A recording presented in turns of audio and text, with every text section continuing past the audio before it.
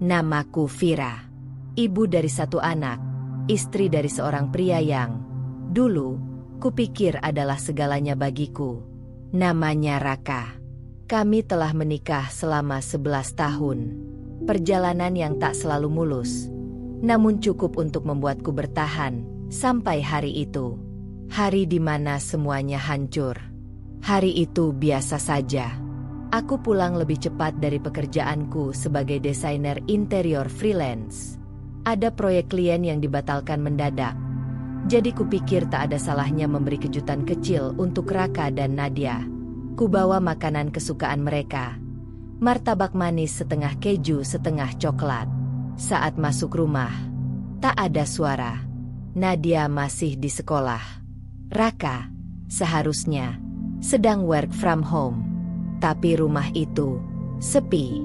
Langkah kakiku pelan menuju kamar. Dan di sanalah aku menemukannya. Pintu tidak tertutup rapat. Suara desahan pelan dan tawa perempuan membuat tubuhku kaku. Aku ingin salah dengar. Aku ingin apapun selain ini. Saat kudorong pintu perlahan, dunia runtuh. Raka di ranjang kami bersama perempuan lain. Bajunya setengah terbuka. Perempuan itu hanya mengenakan bra dan celana pendek. Mereka belum melakukan apa-apa. Tapi ekspresi di wajah mereka, kedekatan tubuh mereka, cukup untuk membunuhku di tempat. Aku, Vira. Raka panik, buru-buru berdiri. Perempuan itu tampak lebih muda dariku. Matanya menatapku tanpa rasa bersalah. Malah seperti mengejek. Tubuhku gemetar. Tapi tidak ada air mata yang keluar. Bukan karena tidak sakit, tapi karena terlalu sakit. Apa ini, Raka? Suaraku parau, dingin. Siapa dia? Perempuan itu tersenyum sinis. Aku Tari. Dan tampaknya suamimu butuh lebih dari sekadar istri yang sibuk kerja dan terlalu capek untuk menyentuhnya. Ucapan itu menamparku lebih dari kejadian itu sendiri.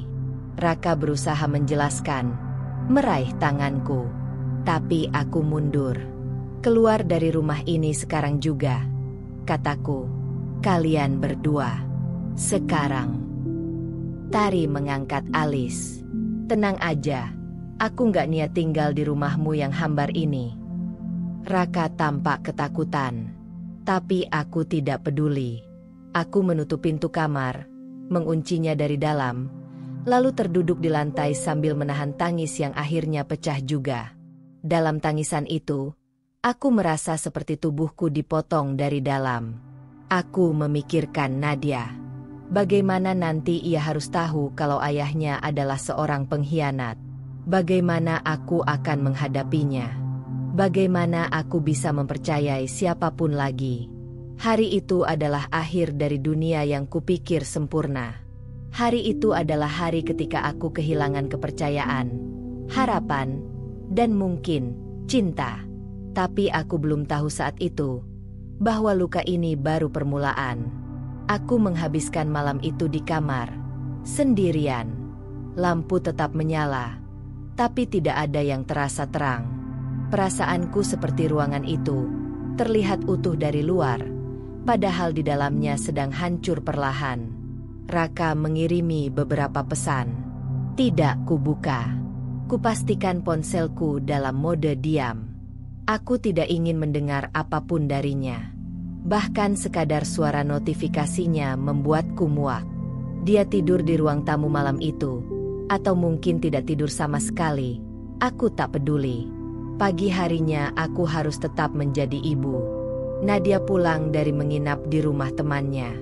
Wajahnya ceria saat masuk rumah, membawa hasil gambar dari kelas seni. Aku memaksakan senyum. Nadia terlalu polos untuk diseret dalam pusaran ini. "Mah, lihat ini, aku gambar kucing," katanya riang sambil menunjukkannya padaku. Aku meraih kertas itu, mencoba melihat warnanya meski mataku masih merah. Bagus banget. Sayang, kucingnya mirip Snowy ya. Snowy adalah kucing putih peliharaan kami. Raka yang membelikannya waktu Nadia berumur 7 tahun. Bahkan ingatan kecil itu pun kini terasa pahit. Setelah Nadia masuk ke kamar mandi, aku duduk di meja makan. Raka di seberang. Tatapannya kosong. Rambutnya acak-acakan. Dan wajahnya terlihat seperti orang yang tidak tidur semalaman. "Vira, aku tahu aku salah," katanya pelan. Aku tidak menoleh. Aku hanya menatap cangkir kopiku yang sudah dingin. "Kenapa?" tanyaku datar. Dia menarik napas panjang. Aku nggak tahu. Hari itu, dia datang waktu aku lagi kosong. Aku pikir cuma sebentar. Tapi aku nggak punya alasan. Aku tolol. "Aku tahu kau tolol," jawabku dingin. Itu tidak menjelaskan apa-apa. "Maaf, aku nyesel. Aku sumpah nggak akan ulangin lagi." Kata-kata itu seperti pisau yang tumpul tapi menekan terus. Luka yang belum sempat kering malah ditekan dengan penyesalan yang tidak membuat tenang. Aku tahu permintaan maaf ini datang dari panik, bukan dari kesadaran. Setelah sarapan, aku antar Nadia ke sekolah seperti biasa. Tapi di jalan, aku mulai mempertanyakan semuanya. Benarkah perceraian jalan terbaik? Bagaimana Nadia akan tumbuh? Bagaimana dengan status sosial, keluarga besar, pekerjaanku? Kupikir aku kuat. Tapi nyatanya, hari itu aku duduk di dalam mobil, memandangi kaca spion, dan menangis lagi. Di malam yang sama, aku menelepon Alia, sahabatku sejak SMA, satu-satunya orang yang tahu semua sisi gelapku. "Li, aku capek. Aku muak. Tapi aku takut cerai." Suaranya tenang, seperti biasa.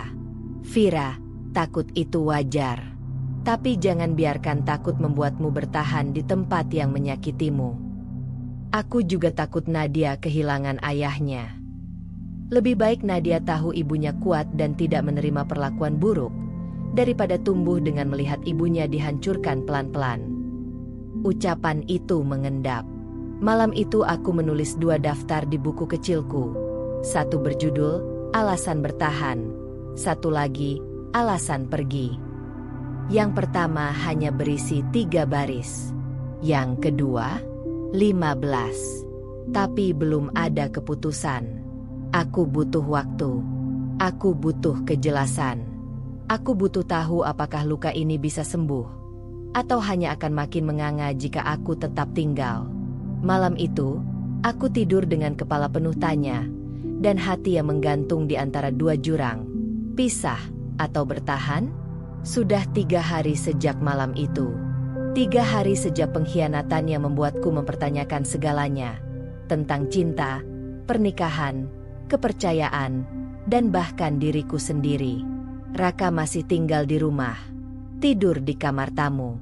Aku belum bisa menatapnya lama-lama tanpa bayangan kejadian itu mengoyak pikiranku. Hari ini hari Minggu, tidak ada jadwal kerja atau sekolah. Nadia bangun lebih lambat dari biasanya, lalu menyelinap ke kamarku. "Mah, Papa kenapa nggak tidur bareng Mama lagi?" tanyanya polos. Pertanyaan itu seperti palu yang memukul dada. Kupeluk tubuh kecilnya dan mengusap rambutnya perlahan. "Kadang orang dewasa butuh waktu sendiri, sayang. Papa bikin Mama marah ya?" Aku mengangguk pelan. "Iya, tapi Mama sedang mencoba menenangkan hati Mama dulu." Nadia tak berkata apa-apa. Dia hanya memelukku lebih erat. Beberapa saat kemudian, Raka mengetuk pintu. Pelan. Hati-hati. Seolah tahu bahwa salah langkah sedikit saja bisa membuatnya kehilangan segalanya. "Vira." Suaranya berat. "Boleh bicara sebentar?" Aku membuka pintu setengah, cukup untuk melihat wajahnya yang kusut. "Apa?" "Aku mau bicara. Di luar. Tanpa Nadia." Aku mengangguk pelan. Kami duduk di teras belakang, tempat favorit kami dulu minum teh sore-sore. Aku tahu aku nggak layak diminta didengarkan. Tapi aku mohon, setidaknya sekali ini. Aku tak menanggapi. Hanya diam. Menunggu. Aku hancur. Fir. Beneran. Aku tahu aku yang salah. Nggak ada satupun alasan yang bisa membenarkan. Tari bukan siapa-siapa. Dia datang pas kita lagi sering ribut. Aku merasa sendiri. Aku bodoh. Dan aku menyesal. Kenapa kamu nggak bicara waktu itu?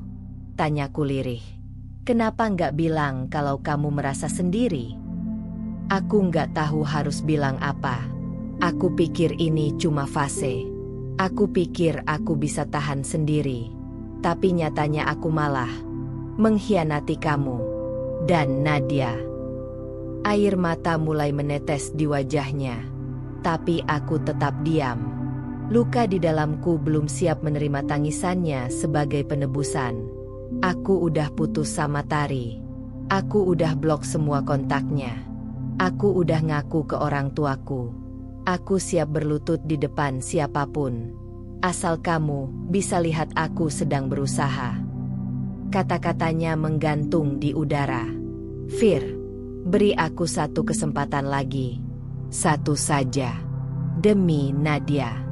Demi keluarga kita. Ada jeda lama sebelum aku akhirnya menjawab. Aku nggak janji bisa percaya lagi.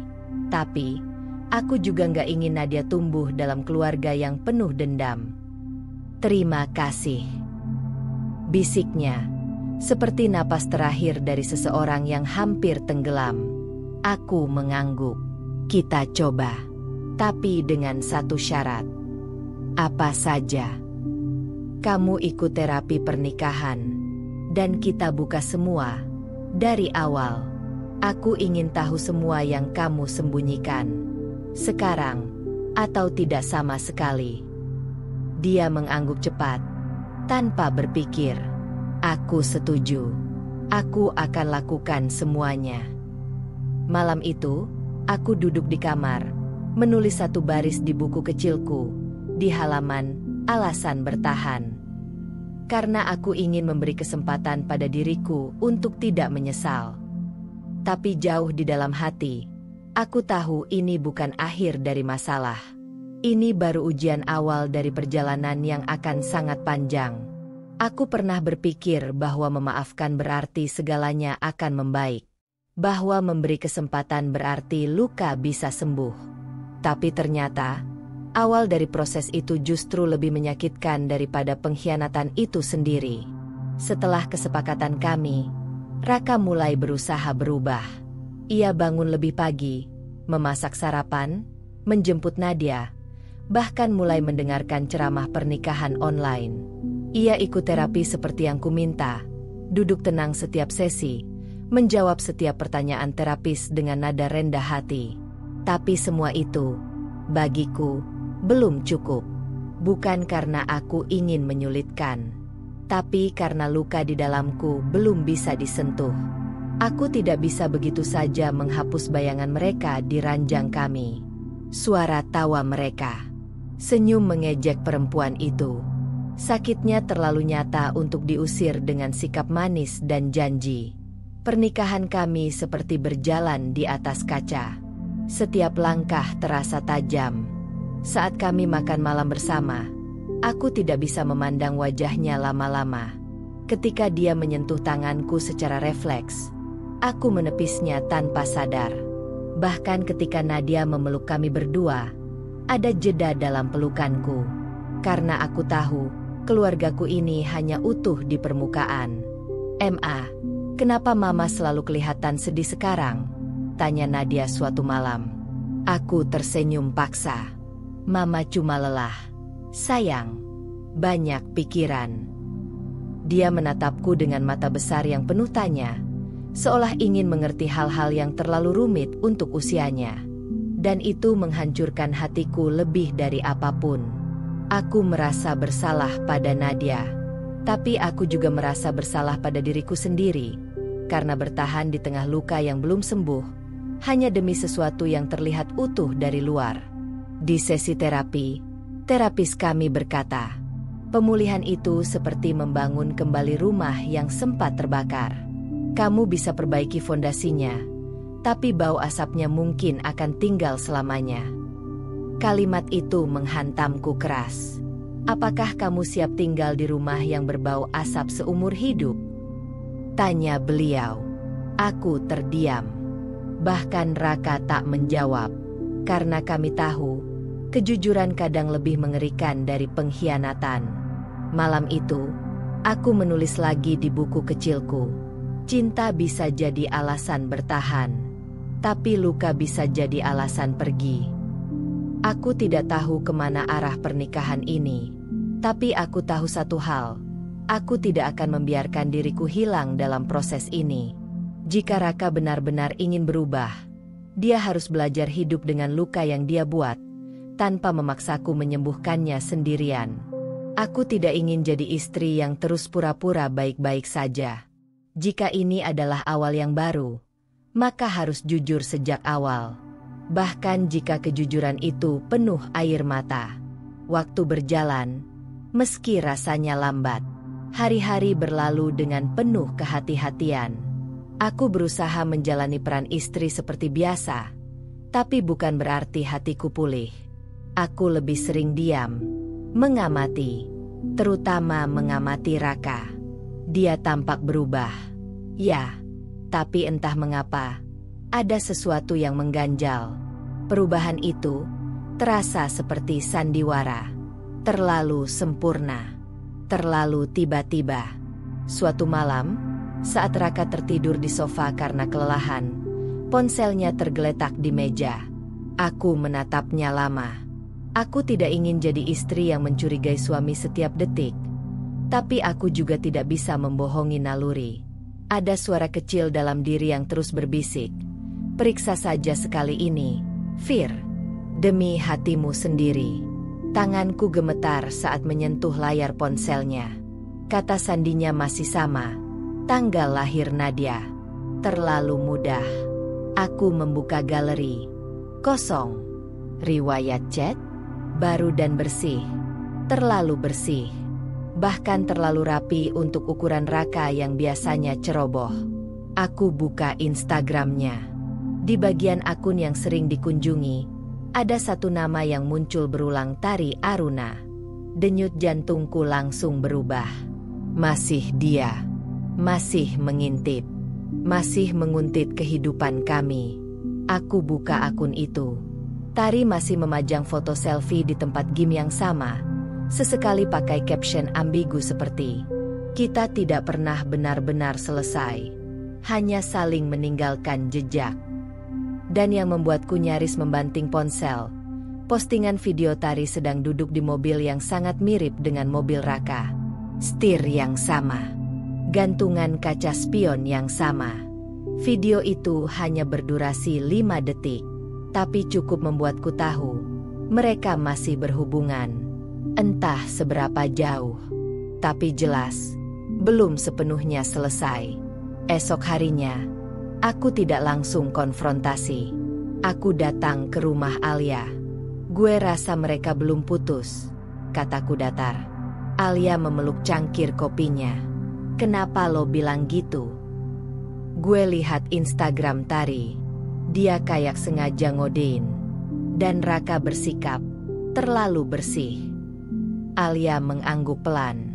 Kadang, terlalu rapi itu bukan tanda kesadaran, tapi takut ketahuan. Kami duduk dalam diam beberapa saat. Apa lo siap kalau ternyata dia ulangin lagi? Tanya Alia, menatapku dalam. Aku menatap lantai, lalu menjawab pelan. Gue nggak tahu, tapi kali ini, gue nggak akan cuma diam. Malamnya, aku memutuskan membuat akun Instagram palsu. Aku follow Tari. Tak butuh waktu lama untuk di-approve. Begitu masuk, isi story-nya seperti jeratan. Cuplikan sepatu pria di lantai apartemennya. Latar sofa yang mirip dengan yang dulu pernah dia foto bersama Raka. Caption. Kadang yang lama tetap yang paling nyaman. Mataku panas. Tapi dadaku dingin. Aneh. Aku tidak menangis seperti dulu. Kali ini aku lebih marah. Tapi bukan amarah yang meledak. Ini amarah yang tenang. Amarah yang penuh perhitungan. Aku tahu apa yang harus kulakukan. Aku akan kumpulkan semua bukti. Semuanya. Sampai tidak ada ruang untuk alasan. Aku tidak akan jadi wanita yang dipermainkan dua kali. Pagi harinya, aku duduk di meja makan, menyuguhkan kopi untuk Raka seperti biasa. "Mak, kamu baik banget akhir-akhir ini," katanya sambil tersenyum. "Aku bersyukur kamu masih mau nerima aku." Aku tersenyum samar. "Nikmatin aja, Rak. Mungkin ini cara Tuhan ngajarin kita tentang harga dari kepercayaan yang disia-siakan." Dia mengangguk pelan, tak mengerti bahwa di balik kata-kataku, aku sedang menanam jebakan. Aku mulai mencatat semuanya. Setiap perubahan kecil pada Raka. Jam pulang yang mulai bergeser. Nada bicara yang kadang tak sabar. Bahkan parfum di kemejanya yang berbeda dari biasanya. Setiap malam, aku duduk sendiri di sudut kamar, membuka buku catatan kecilku, bukan lagi sekadar tempat menuangkan perasaan, tapi kini jadi tempat menyimpan jejak-jejak yang ingin aku bongkar. Tanggal 15. Raka bilang lembur. Tapi aku cek jam absen kantornya. Dia keluar pukul 17.22. Tanggal 18. Ada tagihan taksi online ke apartemen di daerah SCBD. Bukan kantor. Tanggal 21. Raka mulai lebih protektif soal ponselnya. Bahkan membawanya ke kamar mandi. Luka yang dulu belum kering, kini kembali berdarah. Tapi anehnya, aku tidak lagi merasa rapuh. Aku merasa tajam. Seperti kaca yang akhirnya menyadari bahwa dia bisa melukai balik. Malam itu, kami sedang makan malam bertiga. Nadia menceritakan tentang lomba menyanyi di sekolah. Raka terlihat bersemangat. "Wah, kamu nyanyi lagu apa, sayang?" tanya Raka sambil mengusap rambutnya. "Lagu Pelangi," kata Bu Guru. "Nadia cocok nyanyi yang ceria," jawab Nadia antusias. Aku tersenyum, tapi senyumku kaku. Di tengah momen keluarga itu, pikiranku melayang ke Tari. Ke postingannya semalam, foto wine berdua, dengan caption, "Kamu selalu kembali. Aku tahu." Aku sudah muak. "Besok kamu lembur lagi?" tanyaku tiba-tiba. Raka kaget, lalu mengangguk. "Terlalu cepat." "Iya. Ada meeting tambahan jam 8 malam. Tim Jepang." "Pakai bahasa Jepang dong," goda Nadia. Raka tertawa. Tapi aku tidak. "Boleh aku ikut ke kantor? Aku mau mampir ke Gramedia dekat situ." Ia terdiam sesaat, lalu tersenyum kaku. "Kayaknya besok padat banget, Fir. Nanti kamu bosan." Aku mengangguk. Jawabannya terlalu sempurna untuk jadi jujur. Esoknya, aku diam-diam menghubungi seorang teman lama, Karin, yang bekerja di divisi HRD kantor Raka. "Raka lembur malam ini." "Hah? Enggak tuh. Minggu ini malah timnya kamu liburin lembur. Baru selesai proyek minggu lalu." Hatiku hancur. Lagi. Aku menutup telepon perlahan. Nafasku sesak. Tapi kali ini, tidak ada air mata. Yang ada hanyalah keyakinan. Dia mengulanginya. Dan aku tidak akan diam. Malamnya, aku membiarkan Raka berangkat dengan tenang. Bahkan mengecup pipinya. "Hati-hati ya," ucapku. Ia mengangguk. Tak menyadari bahwa aku telah memasang aplikasi pelacak GPS kecil di dalam tas kerjanya semalam. Setelah Nadia tidur, aku duduk di ruang tengah, memantau titik merah kecil di layar ponselku. Mobil Raka bergerak. Lurus. Lalu berbelok. Menuju arah yang tidak ada hubungannya dengan kantor. Tepat 1 jam kemudian, titik itu berhenti. Di satu apartemen yang Tanpa harus kutanya, aku tahu siapa penghuninya. Tari. Aku tidak datang malam itu. Aku ingin rasa bersalahnya tumbuh. Aku ingin dia merasa aman, sebelum akhirnya semuanya kutarik dari bawah kakinya. Aku ingin luka ini benar-benar disadari oleh pelakunya. Aku ingin dia merasakannya pelan-pelan. Dan aku sudah tahu, ini bukan tentang mempertahankan pernikahan lagi. Ini soal menghormati diriku sendiri. Hari itu aku bangun dengan dada berat, tapi berbeda dari biasanya. Bukan karena luka, bukan karena trauma, tapi karena tekad. Aku sudah siap. Tak ada lagi ruang untuk keraguan. Raka sudah melangkah keluar dari pintu kepercayaanku untuk kedua kalinya. Dan kali ini, aku akan pastikan dia tak akan bisa kembali masuk. Pagi harinya, aku mendatangi pengacara yang direkomendasikan Alia. Namanya Mbak Indri. Tegas, tenang, dan tajam. Seorang perempuan yang tak hanya menguasai hukum, tapi juga memahami luka perempuan yang dikhianati. Bu Fira, kalau sudah siap, saya bisa bantu siapkan semua dokumen perceraian. Tapi kalau ibu masih ragu, tidak masalah menunggu, katanya hati-hati. Aku menatapnya tanpa ragu. Saya sudah cukup memberi kesempatan.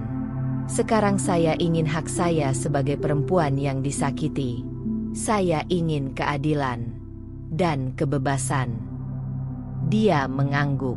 Kita akan lakukan dengan cara yang bermartabat, tapi tegas. Malamnya, Raka pulang agak telat. Baju masih rapi, tapi rambutnya berantakan. Napasnya sedikit beraroma alkohol ringan, bukan minuman keras, tapi cukup menunjukkan bahwa dia tidak habiskan malamnya di kantor. Aku sudah tidak terkejut. Aku hanya menatapnya datar. Maaf ya, lembur jadi molor, katanya sambil mencium pipiku cepat. Enggak apa-apa. Aku paham kamu sibuk, jawabku datar. Tapi minggu depan aku minta kamu kosongkan waktu ya. Kita harus bicara serius. Dia tampak sedikit tegang, tapi mengangguk. Oke, tentang apa? Tentang kita. Tentang rumah tangga ini. Dia mengangguk lagi. Kali ini lebih hati-hati. Seolah merasa ada sesuatu yang akan meledak. Dan memang akan. 3 hari kemudian, aku mengikuti dia diam-diam. Kali ini bukan hanya dengan pelacak, tapi langsung dengan mobil sewaan. Hatiku dingin, seluruh tubuhku fokus. Dia keluar dari kantor pukul 17.30. Mengirim pesan bahwa dia akan rapat tim Jepang lagi. Lalu melaju lurus menuju tempat yang sama seperti malam sebelumnya. Apartemen di bilangan SCBD. Aku parkir tak jauh dari sana. 30 menit kemudian, dari kejauhan, aku melihatnya turun untuk membeli makanan di convenience store. Lalu kembali ke atas. Aku turun dari mobil. Tidak untuk menyerbu, tapi untuk memastikan satu hal, bahwa aku tidak sedang berhalusinasi. Aku memotret mobilnya, lalu menyamar ke dalam minimarket yang sama dan membeli minuman. Di CCTV minimarket itu, wajahnya terekam jelas. Itu cukup. Keesokan harinya, aku mencetak semua bukti. Potongan postingan tari, jejak pelacak, bukti tagihan taksi online, bahkan fotonya di minimarket. Kutata dalam sebuah map coklat. Map yang akan menjadi akhir dari drama ini. Malamnya, aku mengatur makan malam kecil di rumah. Aku, Raka, dan Nadia. Raka tampak sedikit canggung, seolah tahu sesuatu sedang disiapkan. Setelah Nadia tidur, aku mengeluarkan map itu, meletakkannya di meja makan, menggesernya ke arahnya. Ia menatapku bingung. Apa ini? Bukti. Kalau kamu mengulanginya. Dia tak langsung membuka. Tangannya gemetar. Keringat mulai muncul di pelipisnya. Akhirnya dia membuka dan melihat satu demi satu foto. bukti chat, lokasi, CCTV. Wajahnya pucat. Aku bisa tuntut kamu dengan ini, Rak. Tapi aku nggak akan. Aku bukan kamu, kataku pelan. Dia mencoba bicara. Vira, aku bisa jelaskan. Jangan. Kamu nggak perlu jelaskan. Karena kamu tahu. Aku tahu. Dia menunduk. Menangis. Aku hilaf lagi. Aku nggak tahu kenapa aku ngulangin. Karena kamu nggak pernah sungguh-sungguh menyesal. Kamu hanya takut kehilangan kenyamanan. Suasana hening. Hanya suara jam dinding yang terdengar. Aku akan gugat cerai kamu. Aku sudah siap. Dan kamu harus hidup dengan rasa bersalah ini. Seumur hidupmu. Dia tertunduk. Menggenggam kepalanya. Aku bangkit. Meninggalkannya di meja makan. Di sana, dia duduk sendiri, seperti bangkai kepercayaan yang ia bunuh sendiri. Dan malam itu, aku tidur nyenyak untuk pertama kalinya dalam waktu yang sangat lama. Aku tidak melempar barang, tidak berteriak, tidak mengusir Raka malam itu. Bukan karena aku tidak marah, tapi karena aku tahu, amarahku bukan lagi bara yang membakar, melainkan air dingin yang menenggelamkan perlahan, dan jauh lebih mematikan. Aku membiarkannya tidur di kamar tamu. Sementara aku memeluk Nadia malam itu, mencium keningnya dengan tenang. Anak ini adalah satu-satunya alasan aku bertahan sejauh ini. Tapi aku juga tahu, bertahan dalam kebohongan bukanlah warisan yang ingin aku tinggalkan untuknya. Pagi harinya, suasana rumah sunyi. Raka tidak banyak bicara. Matanya bengkak. Tapi aku sudah tidak tertarik pada tangisan atau sesal kosong. Aku akan ajak Nadia keluar hari ini, kataku singkat saat sarapan. Kamu urus dirimu sendiri. Dia hanya mengangguk, tak mencoba membantah. Mungkin akhirnya dia menyadari, aku tidak sedang marah biasa. Aku sedang menarik seluruh tenagaku untuk meninggalkan dia. Dan rasa tenang itulah yang menakutkan. Aku dan Nadia pergi ke taman, lalu mampir ke rumah Alia. Aku butuh berbicara dengan orang yang bisa membantuku tetap waras. Lo nggak meledak? Tanya Alia dengan ekspresi heran. Aku menggeleng. Nggak ada gunanya. Dia bukan orang yang bisa mengerti amarah. Tapi dia akan mengerti kehilangan. Alia menatapku lama, lalu memelukku. Lo udah sampai di titik itu, Fir. Titik paling kuat seorang perempuan, ketika dia udah nggak butuh jawaban lagi. Aku mengangguk. Dan di sanalah, pelan-pelan, aku mulai menyusun rencana. Hari-hari berikutnya kuhabiskan untuk berkonsultasi lebih intens dengan Mbak Indri. Proses gugatan cerai mulai disiapkan. Aku belajar tentang hak asuh, hak harta, dan bagaimana melindungi Nadia dari luka yang lebih dalam. Sambil itu, aku mulai mengatur keuanganku. Menarik sebagian tabungan yang selama ini kutabung diam-diam. Aku juga diam-diam menyewa unit apartemen kecil, bukan untuk kabur, tapi sebagai cadangan ketika segalanya sudah resmi berakhir. Di rumah, aku tetap menjalankan peranku sebagai ibu. Tapi terhadap Raka, aku berubah jadi bayangan. Tidak memaki, tapi juga tidak mendekat. Setiap pagi hanya ucapan datar. Setiap malam, pintu kamarku terkunci dari dalam. Dia mulai mencoba berbicara. Fir, boleh aku jelaskan sesuatu? Nggak perlu. Penjelasanmu udah nggak penting sekarang. Atau, aku mau berubah. Sungguh, aku salah. Kesalahan berulang bukan lagi kesalahan. Itu pilihan. Dan kalimat yang paling menyedihkan dari dia adalah, kamu nggak sayang aku lagi, ya? Aku menatapnya dalam. Sayang itu bukan menerima semua kebusukan tanpa batas. Rak. Sayang itu tahu kapan harus berhenti menyakiti diri sendiri. Dia terdiam, dan aku meninggalkannya dalam keheningan yang mencekik.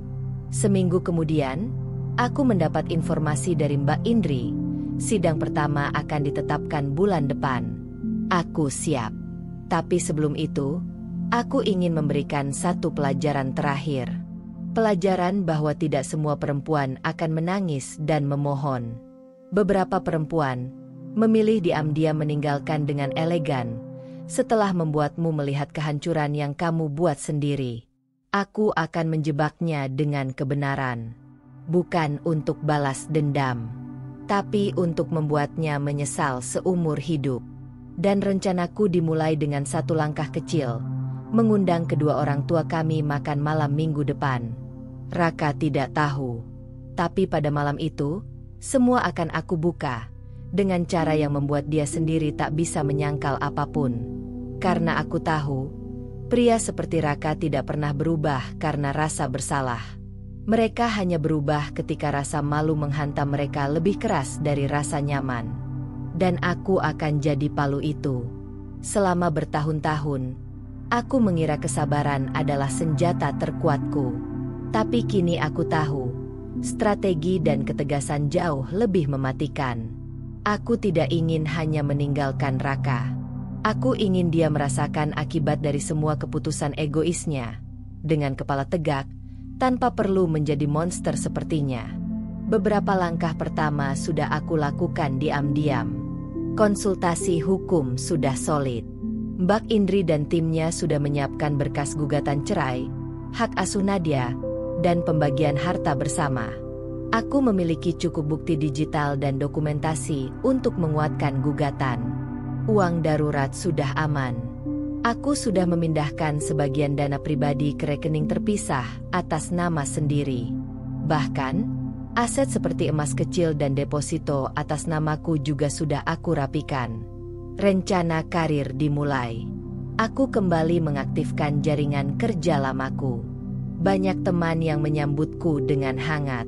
Bahkan satu agensi pemasaran digital menawarkan aku remote project, sesuatu yang bisa kulakukan dari rumah sambil tetap membersamai Nadia. Apartemen kecil sudah siap. Aku menyewa satu unit apartemen tipe studio dekat sekolah Nadia, untuk sementara jika rumah menjadi tempat yang toksik selama proses perceraian. Langkah berikutnya, membuat Raka benar-benar melihat kebusukannya di hadapan orang yang selama ini membelanya. Aku tahu Raka selalu bisa membungkus kebohongannya dengan manis saat bicara dengan orang tua. Ayah dan ibu sering berkata padaku, Raka itu laki-laki baik. Mungkin dia cuma lagi tertekan kerja. Atau, kamu jangan terlalu keras ke suami. Laki-laki sesekali bisa hilaf. Kalimat-kalimat itu dulu membuatku makin terpuruk. Seolah aku yang terlalu sensitif. Tapi tidak lagi. Kali ini, aku akan membalik keadaan. Membuat mereka melihat siapa sebenarnya anak laki-laki mereka. Aku mengirim undangan makan malam sederhana ke keluarga kami, orang tua Raka dan orang tuaku. Ada hal penting yang perlu aku sampaikan. Mohon hadir semua ya. Tidak aku beri konteks. Aku ingin semuanya melihat kebenaran tanpa dibungkus narasi drama. Sementara itu, di rumah, Raka mulai mencium gelagat. Aku makin tenang dan makin jauh. Tapi dia tidak cukup cerdas untuk menyadari bahwa ketenangan itu bukan pertanda lunaknya hatiku, melainkan waktu baginya bersiap dihantam. Fir, kamu lagi nyusun sesuatu, ya? Katanya suatu malam. Aku hanya menoleh sebentar. Aku cuma lagi merapikan hidupku. Setelah kamu porak-porandakan. Dia terdiam. Kamu nggak kasihan sama Nadia? Katanya pelan. Aku tersenyum tipis. Justru karena Nadia, aku harus tunjukkan pada dia bahwa ibunya bukan perempuan yang bisa diinjak dua kali. Dia tak bisa membalas. Hari makan malam tiba. Aku menyiapkan semuanya sendiri, bukan untuk menjilat atau membuat suasana nyaman, tapi untuk menunjukkan satu hal, bahwa aku tetap bisa sopan, meski akan bicara soal luka. Raka gugup. Bahkan memakai parfum yang biasa dia pakai waktu awal menikah dulu. Ironi, ayah dan ibu Raka datang lebih dulu. Lalu orang tuaku. Nadia menyambut semuanya riang. Tidak tahu apa yang akan terjadi malam itu. Setelah makan selesai, aku minta izin bicara. Ada yang ingin aku sampaikan ke semuanya. Maaf kalau caraku mengejutkan, tapi aku butuh semua orang mendengar ini langsung. Raka terlihat panik. Lalu aku mengeluarkan map coklat dari laci. Sama seperti malam saat aku tunjukkan pada Raka. Tapi kali ini, aku menambahkan salinan-salinan yang lebih lengkap. Bukti komunikasi dia dengan Tari, tagihan hotel, rekaman CCTV, bahkan tangkapan layar saat Tari mengunggah foto-foto ambigu. Aku bicara tenang, tapi tajam. Ini semua bukan satu kali kesalahan, tapi pengkhianatan yang berulang. Raka bukan hanya selingkuh, tapi juga berbohong berkali-kali. Setelah aku memaafkan dia, setelah Nadia jadi alasan untuk bertahan, semua diam. Ibu Raka pucat. Ayahnya menatap anaknya dengan raut kecewa. Aku sudah gugat cerai Raka. Semua prosesnya sedang berjalan. Aku minta maaf karena tidak bicara dari dulu. Tapi aku sudah cukup lama menahan rasa malu sendirian. Orang tuaku langsung menggenggam tanganku. Air mata ibuku jatuh. Tapi kali ini, bukan karena sedih, tapi karena lega. Bahwa anak perempuannya akhirnya melindungi dirinya sendiri. Malam itu adalah malam paling sunyi untuk Raka. Semua orang pulang dengan pikiran berat. Raka hanya duduk mematung di sofa, tak berani menatapku. Dan aku masuk kamar, kunci pintu, dan menghapus satu nama dari hatiku. Bukan dengan kemarahan, tapi dengan harga diri. Beberapa hari setelah makan malam itu, suasana rumah menjadi seperti medan perang senyap. Tidak ada yang berkata kasar. Tidak ada suara pecahan gelas. Tapi udara penuh ketegangan. Raka mencoba bersikap normal. Sesekali memasak sarapan atau menjemput Nadia sekolah. Tapi aku tahu itu semua bukan penyesalan. Hanya panik.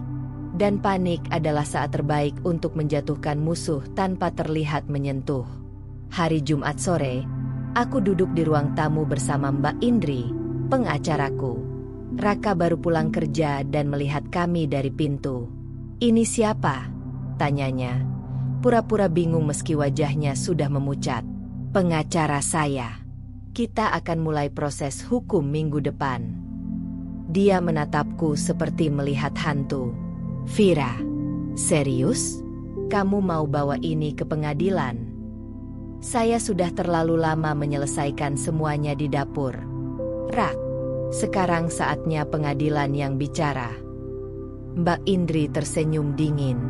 "Kami sudah siapkan gugatan cerai lengkap dengan bukti-buktinya. Juga surat pernyataan soal hak asuh dan pembagian aset. Kami hanya perlu satu hal lagi untuk memperkuat posisi Vira secara sosial dan legal. Pengakuan tertulis dari Anda." Raka tertawa pendek. "Pahit. Kenapa saya harus mengaku tertulis? Kamu mau permalukan aku?"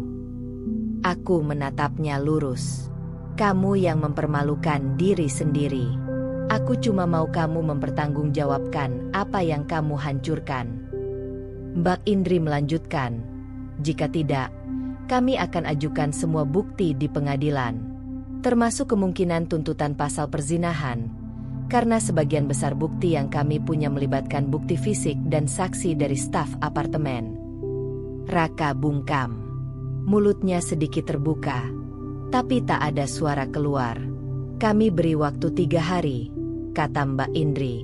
Kalau Anda setuju, proses perceraian bisa berjalan damai dan cepat. Kalau tidak, kami buka semuanya." Malam itu, Raka duduk sendiri di balkon. Aku mengintip dari balik tirai. Ada sebatang rokok di jarinya. Padahal sudah hampir 5 tahun dia berhenti. Tanda panik. Keesokan harinya, dia mendatangiku. Tidak dengan marah, tapi dengan wajah memelas. "Fir, kamu benar-benar tega ya?" "Tega. Setelah semua yang kamu lakukan." Dia mengusap wajah. "Aku salah. Aku akui. Tapi masa iya kamu gak kasih aku kesempatan untuk berubah?" "Kesempatan itu sudah aku kasih. Bahkan 2 kali.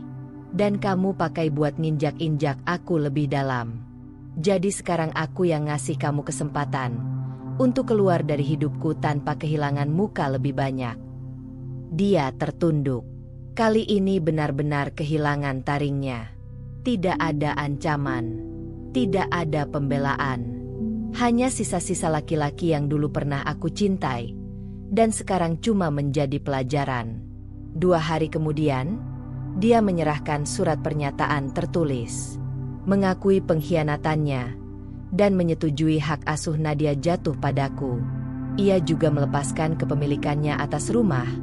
Dan berjanji akan memberikan nafkah bulanan sesuai kesepakatan hukum. Aku membacanya pelan. Lalu mengangguk. "Kamu tidak akan kehilangan hak untuk bertemu Nadia. Asalkan kamu tetap jadi ayah yang baik. Tapi kamu sudah kehilangan aku. Selamanya." Dia mengangguk. Matanya merah. Tapi aku tak lagi melihatnya sebagai suami. Hanya seseorang yang pernah singgah dan pergi membawa luka. Lalu ditinggalkan dengan beban yang ia ciptakan sendiri. Beberapa minggu kemudian, sidang pertama digelar. Raka hadir. Wajahnya datar, tapi penuh tekanan. Tari tidak terlihat dimanapun. Kabarnya, dia sudah menghilang setelah tahu Raka diambang kehancuran karir dan rumah tangga. Aku datang dengan tenang. Bajuku sederhana, tapi rapi. Tanganku menggandeng Nadia, yang duduk bersama orang tuaku di luar ruang sidang. Hakim membacakan pernyataan kami. Semua bukti tersusun rapi. Tidak ada drama. Tidak ada bantahan. Kami nyatakan gugatan cerai dikabulkan. Hak asuh anak jatuh kepada ibu kandung, Fira. Aku menghela napas panjang. Di luar, aku menatap langit biru. Rasanya seperti baru keluar dari gua gelap selama bertahun-tahun. Dan cahaya itu bukan hanya milikku, tapi milik Nadia juga. Raka berdiri di belakangku, menatap dari kejauhan. Aku tahu dia ingin bicara, tapi aku sudah tidak memberi ruang. Aku membuka ponsel dan mengirim satu pesan terakhir. "Aku tidak ingin kamu menyesal hari ini. Aku ingin kamu menyesal seumur hidup." Lalu aku hapus kontaknya. Dan aku melangkah ke arah cahaya. Bersama Nadia, bersama kebebasanku, bersama harga diriku. Beberapa hari setelah sidang putusan, aku menerima pesan dari ibu mertuaku. Singkat, tapi cukup menggambarkan situasi rumah mereka. "Maaf atas semua yang kamu alami, Fira. Kami tidak tahu Raka bisa sejauh ini. Kami malu sebagai orang tua." Aku membacanya sambil duduk di ruang kerja baru di apartemen kecil yang sekarang aku dan Nadia tempati. Rasanya ganjil. Bukan karena pesan itu menyakitkan. Justru sebaliknya. Akhirnya mereka sadar. Meski terlambat. Kabar tentang perceraian kami mulai menyebar di lingkungan kantor dan sosial Raka. Aku tidak berniat menyebarkannya sendiri. Tapi seperti yang selalu terjadi di masyarakat, informasi menyebar seperti percikan api di musim kemarau. Teman-temannya menjauh. Beberapa rekan kerja menganggapnya aib karena diketahui ada unsur perselingkuhan yang terbuka di pengadilan.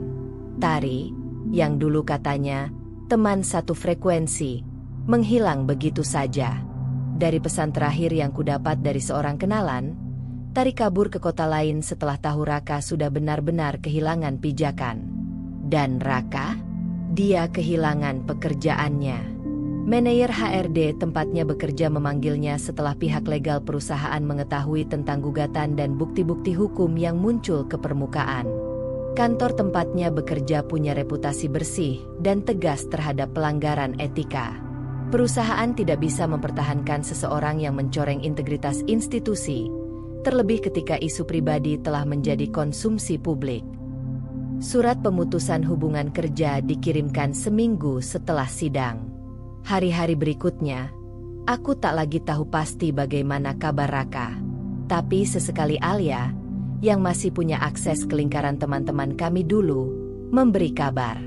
Dia sekarang tinggal di kosan kecil. Udah nggak kontak siapa-siapa. Ibumu juga bilang dia sempat pinjam uang, tapi ditolak ayahnya. Aku hanya diam mendengarnya. Dulu aku pikir aku akan senang melihat dia jatuh. Tapi ternyata tidak ada rasa puas. Karena aku tidak pernah ingin balas dendam. Aku hanya ingin keadilan. Dan keadilan sudah kuterima sepenuhnya. Suatu siang, saat aku sedang makan siang dengan Nadia, ponselku berdering. Nama, Raka, ayah Nadia, muncul di layar. Aku memutuskan mengangkat, karena aku tahu itu pasti tentang anak kami. Halo. Suara di seberang terdengar sangat pelan. Serak, penuh sesal. Fir, bisa aku ketemu Nadia? Aku cuma pengen ngobrol sebentar. Nggak akan lama. Aku menatap Nadia yang sedang memotong ayamnya kecil-kecil. Hari Sabtu, 2 jam. Di taman biasa.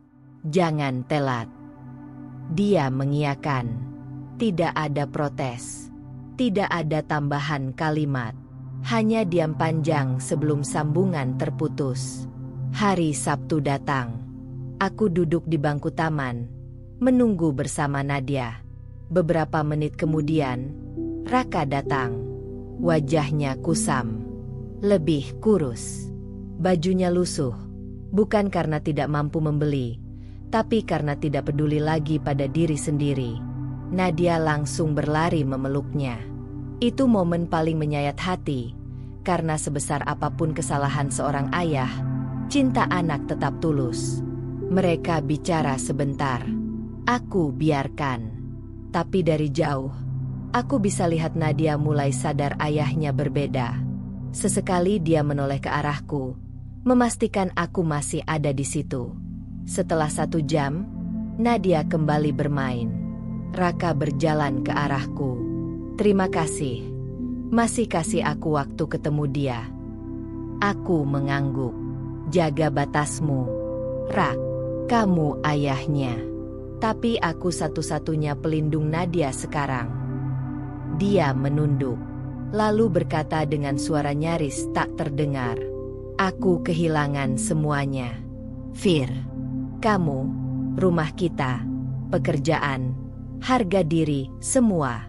Tapi yang paling nyakitin, aku kehilangan diriku sendiri. Aku menatap matanya yang sembab. Tidak ada dendam lagi di dadaku. Hanya iba. Tapi itu bukan iba yang membuatku goyah. Kamu kehilangan semuanya bukan karena aku, tapi karena pilihanmu sendiri. Dia mengangguk pelan. Aku cuma mau bilang satu hal terakhir. Kalau suatu hari aku mati, tolong bilang ke Nadia bahwa aku pernah nyesel seumur hidup. Bukan karena cerai, tapi karena aku hancurkan satu-satunya perempuan yang pernah benar-benar sayang sama aku. Aku tidak menangis. Aku tidak marah. Aku hanya berkata, kalau kamu benar-benar menyesal, kamu nggak perlu mati. Kamu cuma perlu hidup cukup lama untuk lihat aku dan Nadia bahagia tanpamu. Hari itu, untuk pertama kalinya aku benar-benar merasa bebas. Bukan karena aku menang, tapi karena aku tidak lagi dikendalikan oleh luka. Aku pulang sambil menggandeng Nadia. Bu, katanya di jalan. Ayah kelihatan sedih ya?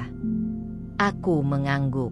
Karena kadang orang baru sadar mereka punya segalanya setelah mereka kehilangan semuanya. Hidup bukan sesuatu yang bisa diulang atau diperbaiki dengan tombol mundur. Tapi ia bisa dibangun kembali. Lebih kuat, lebih sadar, dan lebih utuh. Dan itulah yang kulakukan setelah semua berakhir. Setelah berbulan-bulan hanya bertahan, Akhirnya aku mulai hidup. Pagi itu, aku duduk di balkon kecil apartemen sambil menyeruput kopi hangat. Nadia masih tertidur lelap di dalam kamar. Cahaya matahari menyinari pipiku perlahan, seolah menyambut lembaran baru. Aku menatap ponselku. Sudah 2 minggu sejak terakhir aku mendengar kabar Raka. Bukan karena aku memblokirnya, tapi karena dia sendiri tampaknya mengerti untuk tidak mengganggu. Mungkin dia benar-benar sedang menjalani hukuman terberat. Melihat dari kejauhan perempuan yang dulu dia hancurkan, kini kembali berdiri. Dan aku tidak berdiri saja. Aku berlari. Dengan bantuan Alia, aku mulai menghidupkan lagi passion lamaku, bisnis catering rumahan. Dulu pernah kukelola kecil-kecilan saat Nadia masih balita, tapi selalu kupinggirkan karena terlalu fokus mengurus rumah dan menyelamatkan pernikahan. Kini aku tak lagi punya rumah untuk diselamatkan, tapi aku punya hidup untuk dihidupkan. Awalnya hanya buka pre-order masakan rumahan seminggu sekali. Rendang, ayam woku, tumis tripete, sambal ijo. Lalu berkembang jadi catering mingguan. Lalu buka pesanan menu harian untuk kantor-kantor kecil di sekitar apartemen. Aku beri nama usahaku, Rumah Vira. Bukan sekadar tempat makan, tapi tempat di mana makanan dan keberanian bersatu. Tentu tidak mudah. Ada malam-malam aku terjaga, merapikan laporan order, menghitung ulang bahan, mengirim invoice. Tapi setiap tetes keringat terasa bermakna. Karena untuk pertama kalinya dalam hidupku, aku lelah untuk diriku sendiri, bukan untuk menyenangkan orang lain. Nadia juga tampak lebih ceria. Ia lebih aktif di sekolah, mulai sering ikut membantuku memasak kecil-kecilan, dan tertawa lebih lepas. Trauma tidak bisa hilang dalam semalam, tapi bisa dipeluk perlahan, dan Nadia mulai mempercayai pelukan itu. Suatu malam, dia berkata saat aku menyiapkan makanan, "Bu, aku bangga punya ibu yang kuat." Aku memeluknya dari belakang. Air mata tumpah begitu saja. Bukan karena sedih, tapi karena kalimat sederhana dari anak kecil bisa membuat semua luka terasa tidak sia-sia. Suatu hari, Alia datang membawakan berita. "Kamu masuk artikel online lokal. Ada review catering kamu." Mereka bilang, rasa makanannya kaya, seperti masakan ibu yang pulang dengan luka dan kembali dengan harapan. Gila nggak tuh? Aku tertawa. Setengah geli, setengah bangga. Mungkin karena masakan aku memang datang dari tempat paling jujur, perut lapar dan hati yang pernah patah. Alia tersenyum. Gue sih percaya, semua perempuan yang pernah diremehkan itu kayak gunung es. Kelihatannya tenang, tapi kalau pecah, bisa hancurin kapal sebesar Titanic. Kami tertawa, tapi aku tahu, itu bukan hanya candaan. Itu kebenaran. Beberapa bulan setelah semua berjalan stabil, aku mulai membuka kelas masak kecil di apartemen. Mengajarkan ibu-ibu muda tentang memasak, budgeting rumah tangga, sampai bagaimana bertahan secara mental saat rumah tangga berguncang. Dan di antara peserta, ada beberapa yang menitikkan air mata. Karena kisahku adalah kisah banyak perempuan. Bedanya, aku memilih keluar. Dan kini, aku membantu mereka melihat bahwa keluar bukan akhir, tapi justru awal kehidupan yang mereka kontrol sendiri. Suatu sore, saat aku sedang merapikan dapur setelah kelas masak, Nadia datang sambil membawa gambar. "Ini gambar kita, Bu. Lihat, ada matahari dan pelangi." Di gambar itu, hanya ada 2 orang, aku dan dia. Tidak ada Raka. Aku menatap Nadia. "Kamu nggak gambar ayah?" Dia menggeleng pelan. "Soalnya, pelanginya cuma ada setelah badai. Kan, Bu?" Aku memeluknya erat. Nadia tidak kehilangan ayah. Dia mendapatkan ibunya kembali. Dan aku sadar, aku tak lagi ingin kembali ke masa lalu. Aku tidak rindu apapun. Aku sudah sampai di titik ini sendiri. tapi tidak sepi. Luka, tapi tidak patah. Sudah hampir 9 bulan sejak aku resmi bercerai. Waktu bukan hanya menyembuhkan, tapi menguatkan. Bahkan pada luka yang kupikir dulu akan tinggal selamanya, kini hanya terasa seperti goresan samar yang mengingatkan, bukan menghantui. Aku mulai menikmati hidupku. Catering, rumah Vira, terus tumbuh. Nadia sudah kelas 5, dan makin aktif mengikuti lomba-lomba di sekolah. Kami tertawa lebih sering, marah lebih jarang. Hidup kami mungkin sederhana, tapi penuh arah. Sampai satu hari, bayangan itu datang kembali. Aku baru saja selesai mengajar kelas masak siang itu, ketika Alia datang tergesa-gesa. "Fir, jangan kaget. Tapi gue barusan lihat Raka di sekitar apartemen kamu." Aku diam. Tidak gugup, tidak gelisah. Hanya diam. Lalu bertanya datar, "Ngapain dia?" "Nggak tahu. Tapi dia duduk di taman depan. Kelihatan rusak." Aku menarik napas pelan. Sudah kuduga suatu saat dia akan muncul.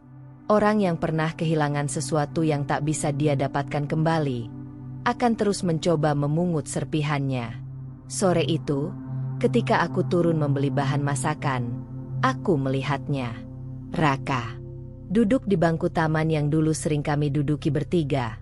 Aku, dia, dan Nadia. Tapi kali ini, dia sendiri.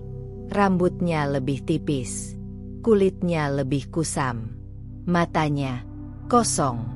Dia berdiri ketika melihatku. "Vira, apa yang kamu cari?" tanyaku, pelan tapi tegas. Dia tidak langsung menjawab. Mungkin sedang menyusun kata-kata, atau sedang menahan sesuatu yang ingin meledak. Akhirnya dia bicara. "Aku cuma pengen minta maaf lagi. Nggak untuk balikan kok. Aku tahu, semua udah selesai. Aku kehilangan arah." Aku mengangguk pelan. Kehilangan arah itu bukan hukuman dari aku, tapi akibat dari keputusanmu sendiri, Rak. Dia menunduk. Tangannya gemetar. Aku nyesel. Setiap malam aku nonton video Nadia kecil, dengerin rekaman suara dia waktu masih bayi. Aku tidur sama foto kalian. Aku nggak bisa move on, Fir. Ada bagian kecil dari hatiku yang dulu mungkin akan lunak mendengar itu. Tapi bagian itu sudah mati. Bukan karena kebencian, tapi karena aku tidak lagi menunggu dia berubah. Aku sudah menerima bahwa bukan tugasku menyembuhkan seseorang yang terus memilih luka. Kamu nggak bisa hidup dari penyesalan terus, Rak. Hidup nggak menunggu kita siap. Dia jalan terus. Sama seperti aku. Dia menatapku, putus asa. "Kamu udah bahagia, ya?" Aku tersenyum kecil. Belum sempurna, tapi aku tenang. Dan tenang itu bentuk bahagia yang paling tinggi. Dia duduk lagi, terdiam. Mungkin baru benar-benar sadar bahwa segala kemungkinan untuk kembali sudah benar-benar tertutup. Pintu itu tak sekadar terkunci. Pintu itu sudah tiada. Beberapa minggu kemudian, Raka mengirim pesan terakhir. "Aku akan pindah keluar kota. Cari kerja. Aku nggak akan ganggu kamu lagi. Tapi tolong, jaga Nadia baik-baik. Aku titip dia ke kamu." Aku membalas singkat. Aku tidak titipkan Nadia ke siapa-siapa. Karena dari dulu, aku yang benar-benar menjaganya. Dan begitulah, bayangan masa lalu itu akhirnya benar-benar berjalan pergi. Ia tak menghilang sepenuhnya, karena masa lalu tidak bisa dihapus. Tapi kini, ia tak lagi punya kuasa. Setiap kali aku melihat Nadia tertawa, atau menerima testimoni pelanggan yang bilang makananku mengingatkan mereka pada rumah, aku tahu, aku sudah berhasil. Aku tidak selamat dari badai. Aku membangun kapalku sendiri. dan berlayar. Musim hujan telah berlalu. Hujan yang dulu turun seolah memandikan luka, kini hanya jadi gerimis sore yang menenangkan. Hidupku dan Nadia perlahan beranjak dari kepedihan, bukan melupakannya, tapi menerima bahwa rasa sakit pernah jadi bagian dari perjalanan kami. Dan kini, kami mulai sampai di titik terang. Hari itu, aku datang ke sekolah Nadia untuk menghadiri acara pentas seni. Sudah beberapa bulan sejak Raka benar-benar pergi tanpa kabar, dan Nadia sudah mulai terbiasa tanpa kehadirannya. Ia tidak lagi menanyakan soal ayahnya setiap malam. Tapi sore itu, dia mendekatiku dengan seragam panggung dan senyum malu-malu. "Bu, nanti aku nari buat ibu." "Yah, nggak buat ayah." Aku tersenyum. Tidak karena lega, tapi karena dia memilih untuk melihatku, bukan bayangan masa lalu yang pernah menghantuinya. Pentas dimulai. Nadia tampil dengan balet kontemporer yang dia ciptakan sendiri bersama guru ekstrakurikulernya. Gerakannya belum sempurna, tapi setiap putarannya adalah kemenangan, atas luka, atas kebingungan, atas segala pertanyaan yang dulu dia simpan sendiri. Tepuk tangan menggema. Aku berdiri dan memberi isyarat 2 jempol. Dan dari atas panggung, dia tersenyum padaku. Itu senyum anak yang tahu, ibunya tak akan pernah pergi. Malamnya, kami makan malam di dapur kecil kami. Tertawa sambil menirukan gerakan tari Nadia yang aneh tapi lucu. Di sela-sela canda, dia bertanya, "Bu, nanti kalau Nadia besar, Nadia juga bisa kuat kayak ibu?" "Ya." Aku menatap wajahnya yang polos. "Kamu udah kuat, sayang. Jauh lebih kuat dari yang kamu pikirkan." Dia mengangguk, lalu melanjutkan makannya. Dan aku menatapnya sambil menahan air mata haru. Karena aku tahu, aku sudah menyelamatkan satu jiwa kecil dari rasa takut ditinggalkan. Seminggu kemudian, aku mendapat undangan menjadi narasumber dalam seminar komunitas perempuan. Topiknya, bangkit setelah perceraian. Aku sempat ragu, karena bercerita di depan umum berarti membuka luka lagi. Tapi Alia berkata, "Kamu bukan buka luka. Kamu nunjukin ke orang kalau luka bisa sembuh. Bahkan jadi sumber kekuatan." Dan dia benar. Aku berdiri di depan ruangan kecil berisi 40-an perempuan. Beberapa dengan mata sembab, beberapa lain menggenggam erat tangan mereka sendiri. Aku menceritakan perjalananku, bukan dengan nada marah, tapi penuh penerimaan. Aku tidak bangga pernah diselingkuhi, tapi aku bangga tidak hancur karena itu. Dan lebih bangga lagi karena aku memilih berdiri, untuk anakku, dan untuk diriku sendiri. Salah satu peserta mendekatiku setelah acara. Ia berkata, "Mbak Vira, kisah Mbak bikin saya yakin. Ternyata nggak salah kalau kita memilih pergi dari hubungan yang melukai. Terima kasih." "Ya." Aku memeluknya erat. "Kamu tidak sendiri. Dan kamu tidak salah."